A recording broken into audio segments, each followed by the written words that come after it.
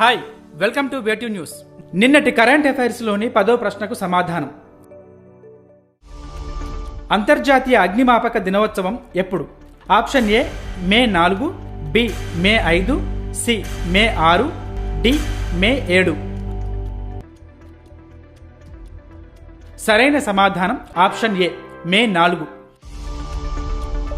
ఏటా మే 4న అంతర్జాతీయ అగ్నిమాపక దినోత్సవం జరుపుతారు. అగ్నిమాపక సిబ్బంది సేవలను గౌరవించడానికి, ప్రాణాలు కోల్పోయిన వారిని స్మరించుకోవడానికి దీనిని నిర్వహిస్తారు. మొదటి ప్రశ్న, వరల్డ్ ప్రెస్ ఫ్రీడమ్ ఇండెక్స్ 2024లో భారతదేశం ఏ స్థానంలో ఉంది? Option A 157, B 158, C 159, D 160. సరైన సమాధానం సి 159. రిపోర్టర్స్ వితౌట్ బోర్డర్స్ ప్రచురించిన వరల్డ్ ప్రెస్ ఫ్రీడమ్ ఇండెక్స్లో భారతదేశం 159వ స్థానంలో ఉంది. గతేడాది 161వ స్థానంలో ఉన్న భారత్ ఈసారి 2 స్థానాలు మెరుగుపడింది. ఈ జాబితాలో పాకిస్తాన్ 152, శ్రీలంక 150వ స్థానాల్లో ఉన్నాయి. రెండవ ప్రశ్న, ఇటీవల పెన్షన్ డిపార్ట్మెంట్ ప్రారంభించిన ఆన్లైన్ పోర్టల్ పేరు ఏంటి? Option A Vikas portal, B Bhavishya portal, C Vriddhi portal, D Abhyukt portal. సరైన సమాధానం బి భవిష్య పోర్టల్. పదవి విరమణ పొందిన వారి కోసం పెన్షన్ డిపార్ట్మెంట్ భవిష్య అనే ఆన్లైన్ పోర్టల్ను ప్రారంభించింది.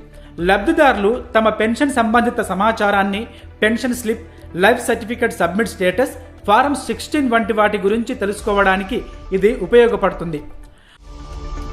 మూడవ ప్రశ్న, 7వ Bharat Indonesia joint defence cooperation committee సమావేశం ఎక్కడ జరిగింది?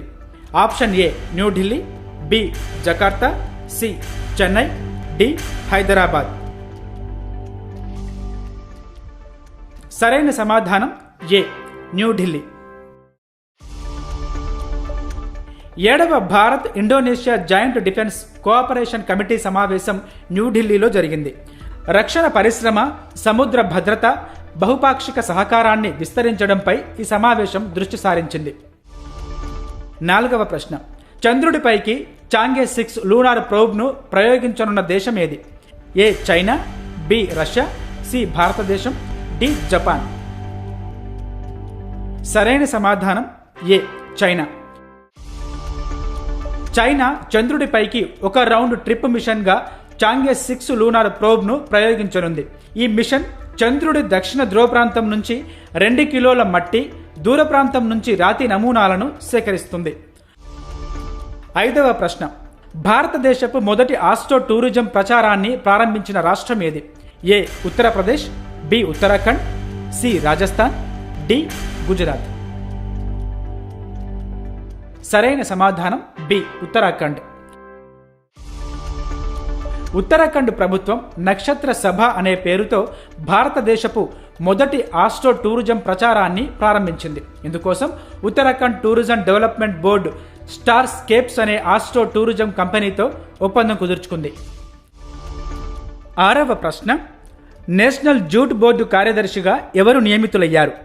Option A Shyam Kumar Singh, B Manoj Sinha, C Arjun Pandey, D Shashibhushan Singh.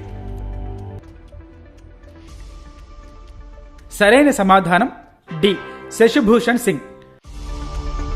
కోల్కతాలోని నేషనల్ జూట్ బోర్డు కార్యదర్శిగా శశిభూషణ్ సింగ్ నియమితులయ్యారు. ఆయన 2010 బ్యాచ్కు చెందిన ఇండియన్ రైల్వే ట్రాఫిక్ సర్వీస్ అధికారి. Department of personal and training ఈ నియామకాన్ని ఆమోదించింది.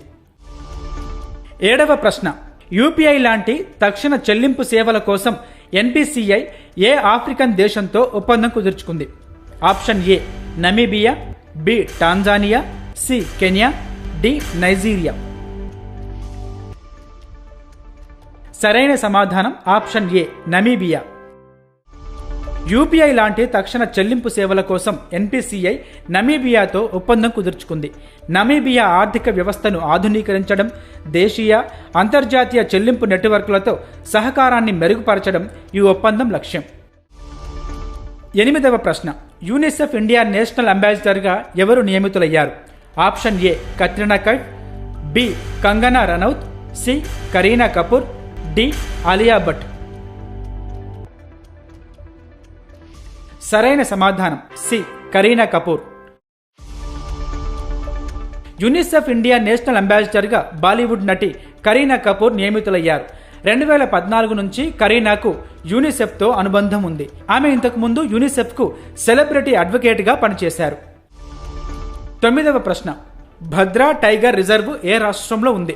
Option A Kerala, B Karnataka, C Gujarat, D Maharashtra.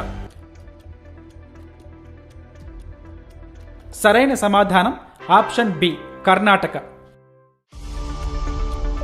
Bhadra tiger reserve కర్ణాటకలోని పశ్చిమ కనుమలలో ఉంది.